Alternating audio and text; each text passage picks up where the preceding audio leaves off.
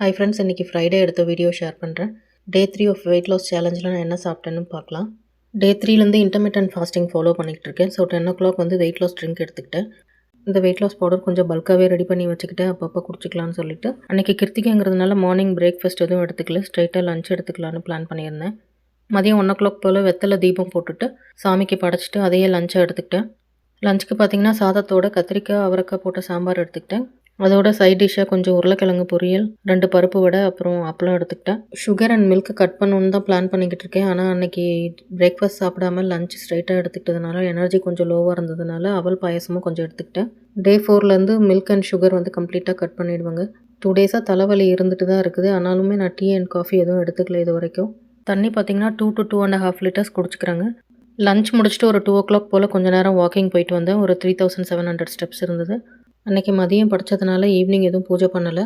அன்றைக்கி நைட்டு 7 மணிக்கெலாம் டின்னர் வந்து முடிச்சிட்டேங்க. டின்னருக்கு பார்த்திங்கன்னா 2 தோசையும் மதியம் வச்ச சாம்பாரும் வச்சு சாப்பிட்டுக்கிட்டோம். நாளைக்கு டே 4 வீடியோவில் பார்க்கலாங்க. பாய்.